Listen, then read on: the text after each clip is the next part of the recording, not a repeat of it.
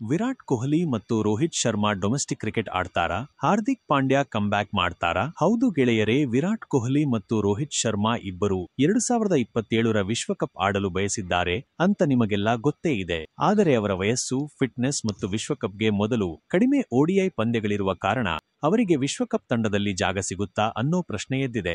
BCCI ಈಗ ವಿರಾಟ್ ಕೊಹ್ಲಿ ಮತ್ತು ರೋಹಿತ್ ಶರ್ಮಾ ಇಬ್ಬರಿಗೂ ವಿಶ್ವಕಪ್ಗಿಂತ ಮೊದಲು ಡೊಮೆಸ್ಟಿಕ್ ಕ್ರಿಕೆಟ್ ಆಡಲೇಬೇಕು ಅಂತ ಆದೇಶ ನೀಡಿದೆಯಂತೆ. ಅವರಿಗೆ ಭಾರತ ತಂಡದಲ್ಲಿ ಆಡಬೇಕಿದ್ದರೆ ಡೊಮೆಸ್ಟಿಕ್ ಕ್ರಿಕೆಟ್ ಆಡಬೇಕು ಅಂತ ಬೋರ್ಡ್ ಮತ್ತು ಟೀಮ್ ಮ್ಯಾನೇಜ್ಮೆಂಟ್ ಸ್ಪಷ್ಟಪಡಿಸಿದೆ. ಯಾಕಂದ್ರೆ ಅವರಿಬ್ಬರು 2 ಫಾರ್ಮ್ಯಾಟ್ಗಳಿಂದ ನಿವೃತ್ತಿ ಪಡೆದಿರೋದ್ರಿಂದ ಮ್ಯಾಚ್ಗೆ ಫಿಟ್ ಆಗಿ ಇರಲು ಡೊಮೆಸ್ಟಿಕ್ ಕ್ರಿಕೆಟ್ ಆಡೋದು ತುಂಬಾನೇ ಮುಖ್ಯ.